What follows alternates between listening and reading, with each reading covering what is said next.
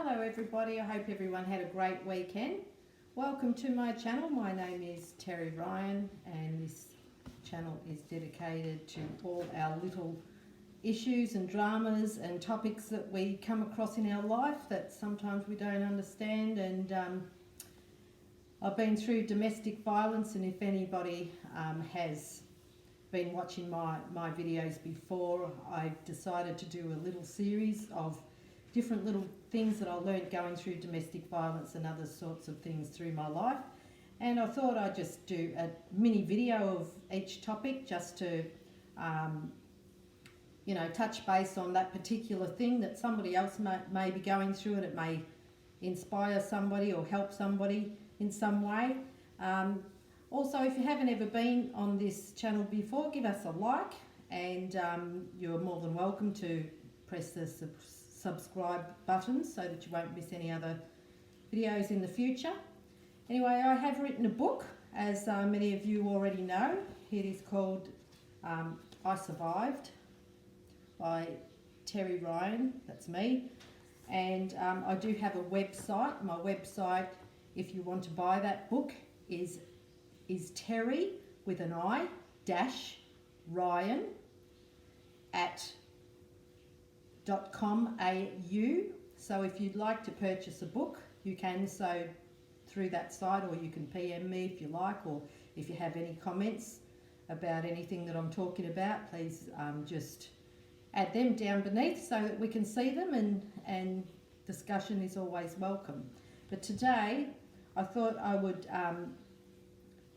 I wanted to read one of the poems that I wrote in my book, and it's called The Glance, and it has a very strong thread about the topic that I want to talk about today. So this poem I wrote quite a few years ago, and it's called The Glance.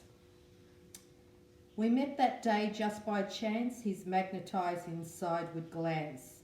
He held my heart and took my soul, and somehow made me feel so whole.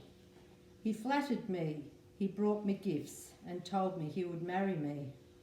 That sideward glance I loved that day, had I known, would make me pay. He made me sad and made me fear, too scared to tell anyone near.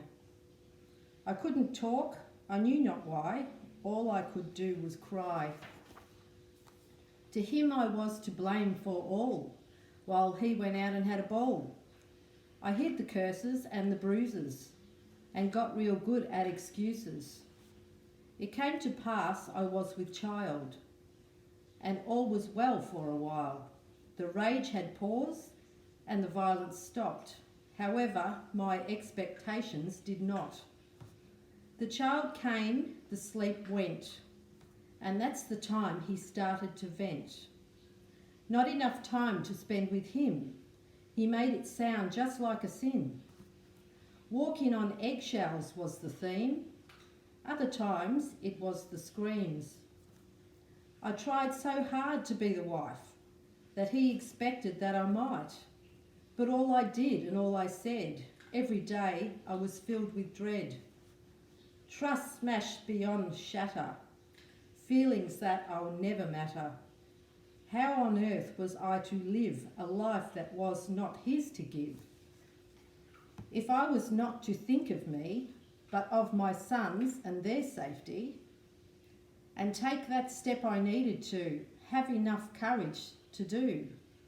That sideward glance that once had me has many years ago been freed. What had ever happened to me to bring myself to my knees? That sideward glance now seems obscene, belonging to just a fiend. It made me mad, it made me sick to think that I could love that prick. A shipwreck of my self-esteem, a golden heart robbed of its gleam. It took a stand, I took that stand, I made that day, and nothing stood in my way. The stance was strong, the stance was clear, nothing was I now to fear. I made my path, I built my fence, I filled my head with common sense. I could stand, raise my head, and be the survivor I was meant to be instead. This was a poem that I wrote about the situation I went through, but one major topic ran through that whole poem, and the topic was control. And what I wanted to talk about today was control, how bad it can be, and how control can just take over your life because you're living under the shadow of another person. And the thing is, there are many people out there who are under control in a relationship, and it doesn't necessarily mean it has to be a domestic violence relationship. It could be siblings, it could be a mother or father controlling, it could be a son or a daughter controlling, it may be friends, it may be work people that you work with, and many times people don't realise that they haven't got a problem if they're not getting beaten up or they're not getting mistreated physically. They feel, oh no, everything's all right, this is pretty normal. But in actual fact, I went through the domestic violence, and I had the physical and I had the psychological and emotional. And I found the bruises that I got, anything that I got physically, it healed within a week or two, but the actual damage that was done by the control, that remained. It remained for many years. And you don't realise the way people do get you under control, and it can come in a very sly way. People can put you under their control by actually first beguiling you with kindness and promising you things. They can do it in a way where they're making you feel guilty. So they're getting you to do what they want you to do just by putting a guilt trip on you. And there's many forms of control. It could be that they just have high expectations of you. They could make you feel that you're obligated. So it could be just in a family situation with siblings or mother, father, anything like that. But anyone who is putting you in the place of control where they're trying to control you, or if ever you're feeling in a state where you don't have a right to have your own say and do what you want to do, this is a form of control. And control, it's got nothing to do with love. So don't ever feel that if somebody is controlling you that they love you, because they don't. Nobody has the right to take away your own control. We're all born into this world alone. We'll all go out alone. There was nobody there controlling the situation. If I was to die, nobody has control over that. Nobody has control over my life. And if somebody is there telling you what you must do, what you can do, and they're making you feel guilty or making you feel afraid, then they've got a sense of control over you, and this isn't right, because nobody has the right to control you. Nobody has the right to control another person. And like I say, if they do, you need to pay attention and look at your own feelings. Look at the way you feel. Like if you're in a situation, it may be with a husband, or it may be a boyfriend, or whatever situation you are in.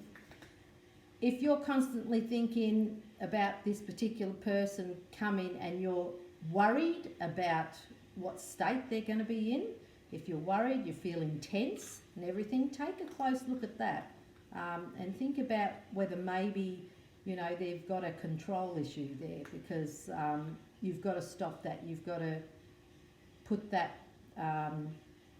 away and make sure that whoever it is not controlling you, because this is part of your boundaries too, which is another topic that I'll talk on down the track. But control is one big part of your boundary system, about getting your boundaries right for your own personal peace and personal joy and happiness. So that was the main thing I wanted to talk about, the control and how sneaky it can come in at times, just by people making expectations of you or making you feel guilty or or if they're threatening you, or you're worried about the anger, or you're worried about the repercussions, this is control, and it's well worth knowing the effects and how it all happens, and that just to keep an eye on yourself and your relationships, and the way your relationships and people around you are treating you and how it's affecting you. So that was the topic that I wanted to talk on today. So like I say, anybody who wants to join with later topics, or if you have any comments that you want to make, just add them down in the comment section, and I'd be quite happy about that, and I hope everybody has a great week. Okay, bye.